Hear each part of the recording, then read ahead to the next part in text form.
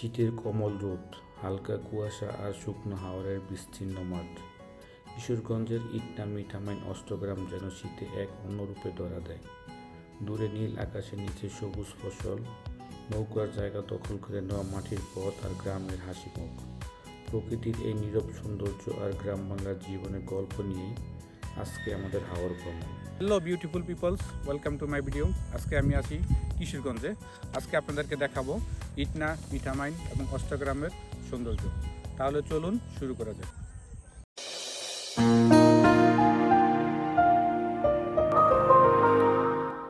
আমরা বাইকে করে বোটবাজার থেকে যাত্রা শুরু করি সকাল 8টার দিকে। আর এবার আমার সঙ্গে হিসেবে ছিল বড় ভাই আলী ভাই। আমরা বোটবাজার থেকে গাজীপুর চৌরাস্তা, তারপর রাজেন্দ্রপুর এবং তারপরে কাপাসিয়া হয়ে কিশোরগঞ্জের উদ্দেশ্যে যাত্রা শুরু করি। মাঝখানে আমরা রাজেন্দ্রপুরে সকালে নাস্তা সেরে নিই। এটা হচ্ছে বিআরটি এর প্রকল্প, এখনও কাজ শেষ হয়নি, দীর্ঘদিন ধরে কাজ চলতেছে। এই হচ্ছে আমরা চৌরাস্তা ফ্লাইওভারে উঠলাম। ডানে গেলে গাজীপুর যোধপুর, আর যদি আমরা বায়ে যাই তাহলে রাজেন্দ্রপুর। আমরা রাজেন্দ্রপুরের উদ্দেশ্যে রওনা দিলাম। বাংলাদেশের অন্যতম প্রাকৃতিক উদ্যান বাওয়াল জাতীয় উদ্যান এটি হচ্ছে রাজেন্দ্রপুরে অবস্থিত। এখন রাজেন্দ্রপুর ক্যান্টনমেন্টের ভিতরে প্রবেশ করেছি। এখন ক্যান্টনমেন্টের ভিতরের রাস্তায় দেখতে পাচ্ছেন বাংলাদেশ সেনাবাহিনীর বিভিন্ন ইউনিট ও প্রশিক্ষণ কার্যক্রম এখানে পরিচালিত হয়। সুশৃঙ্খল ও সবুজে ঘেরা এই সামরিক এলাকার পাশ কাটিয়ে মূল সড়কে উঠলেই গাজীপুরের গ্রামীণ সৌন্দর্য চোখে পড়বে। পাশের দিকে আরও এগুলে পরিবেশ আরও খোলামেলা হয়ে যায়। ধান ক্ষেত, খাল বিল আর গ্রামীণ দৃশ্য পুরো যাত্রাকে মনোরম করে তোলে। যানজট তুলনামূলক কম, তাই গাড়ি স্বাভাবিক গতিতেই চলতে থাকে। এইদিকে বিকেলের দিকে প্রাকৃতিক দৃশ্য আরও বেশি উপভোগ করা যায়। বর্ষাকালে কিছু অংশে পানিতে তলিয়ে যায়। আমরা যেহেতু নির্বাচনের ঠিক আগ মুহূর্তে ভ্রমণে গেছি, তাই রাস্তায় পুলিশের টহল অনেক কঠিন ছিল। আমাদেরকে প্রায় 4 বার পুলিশ চেকপোস্টে পড়তে হয়েছে। আমাদের বাইকের এবং ড্রাইভিং লাইসেন্স এবং অন্যান্য কাগজপত্র যা দরকার সবই ঠিক ছিল, তাই আমাদের কোনো প্রবলেম ফেস করতে হয় নাই। আমরা এখন কিশোরগঞ্জ শহর থেকে করিমগঞ্জ যাব। ওখানে বালিখোলা ঘাট আছে, ওখানে ফেরি আছে, ফেরি পার হব। আমরা ফেরিঘাটে চলে এসেছি। এই হচ্ছে ফেরিঘাট। এটি হচ্ছে দনু নদীর উপর অবস্থিত। ফেরিঘাটে তত একটা যানবাহন এবং মানুষজন ছিল না।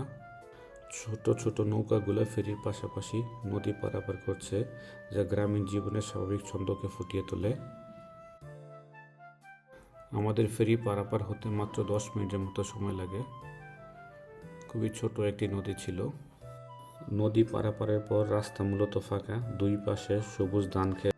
বর্ষাকালে নদীর পানি উঁচু হওয়ায় নৌকা দিয়ে পারাপার করতে হয়, আর শীতকালে রাস্তা সহজেই গাড়ি চলাচলের উপযুক্ত।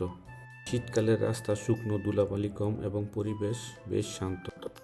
শীতকালে হাওরের ধারে ছোট নৌকাঘাট, খাল বিল এবং নরমালি চলাচলের জন্য এসব পাকা রাস্তা। যতদূর চোখ যায় শুধু সবুজ ধান ক্ষেত আর ফসলের মাঠ, আর এই সবুজের মাঝখান দিয়ে এরকম সুন্দর অপূর্ব রাস্তা বয়ে গেছে।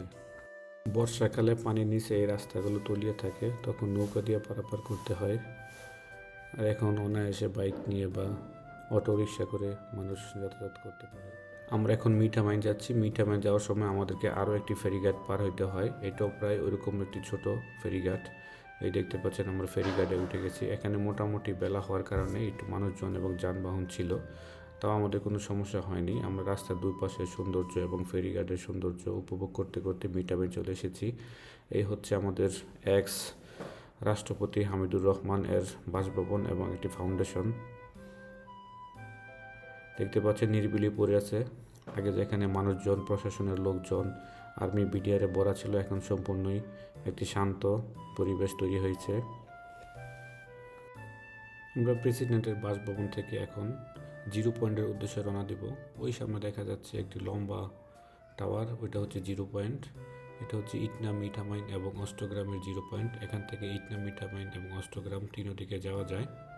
বিশাল সবুজের মাঠের মাঝখানে এই বিশাল আকৃতির এক রাস্তা দেখতে পাচ্ছেন। সবুজের মাঠ ছিঁড়ে এক বিশাল রাস্তা তৈরি হয়েছে, যা বর্ষাকালে একরকম সৌন্দর্য এবং শীতকালে একরকম সৌন্দর্য।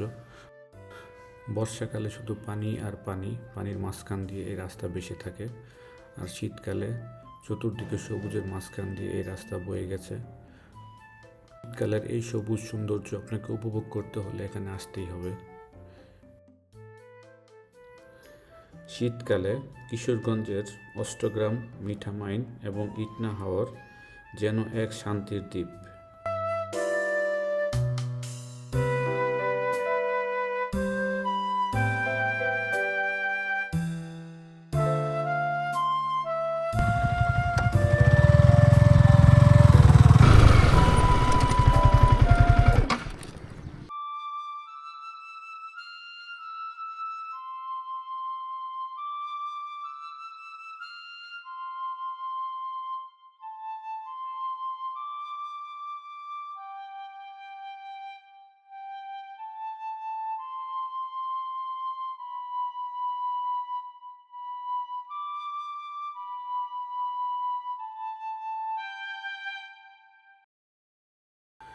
এখন হাওরের বিস্তীর্ণ এই ক্ষেতের মাঝখান দিয়ে অফ রাইডিং করতেছি।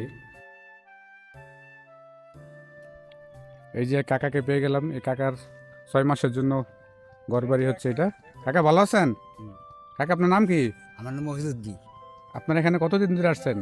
কাতি মাসে কি আসি? অলরেডি কত মাস হয়? কাতি, আগুন, ফুস, মাঘ, 3 মাস, 4 মাস, 4 মাস। আর 2 মাস থাকবেন। জি।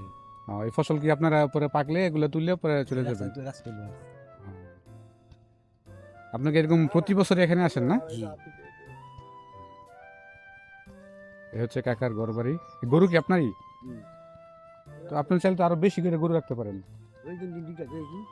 ও আচ্ছা, ওই যে খোলা মাঠে গুলো না?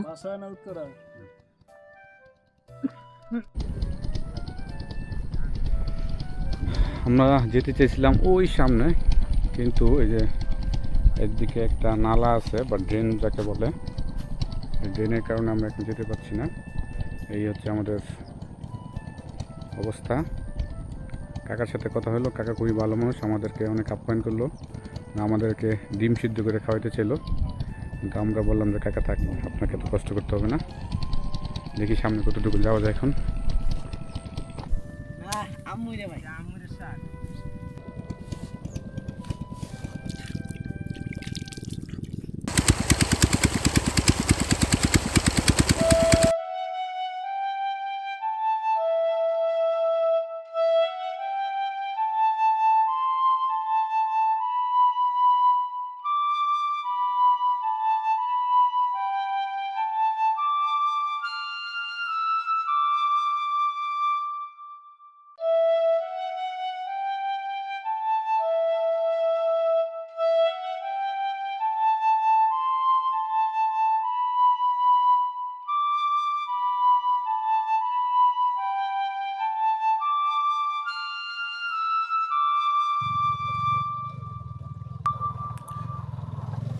আমরা এখন ছিলাম কিশোরগঞ্জের মিঠামইন হাওরে।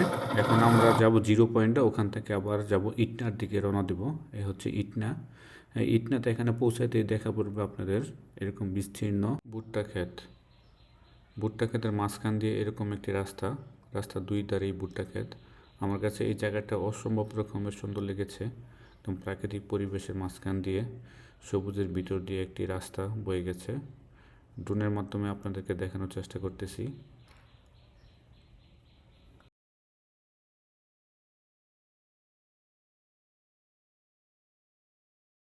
কিশোরগঞ্জের এই প্রাকৃতিক সৌন্দর্যের, ফসলের মাঠ, সবুজে ঘেরা এই ইটনা, মিঠামাইন, অষ্টগ্রাম, এই ভিডিওটি আপনাদের কেমন লেগেছে অবশ্যই কমেন্ট বক্সে কমেন্ট করবেন। দেখা হবে পরবর্তী ভিডিওতে। ওই পর্যন্ত সবাই ভালো থাকবেন।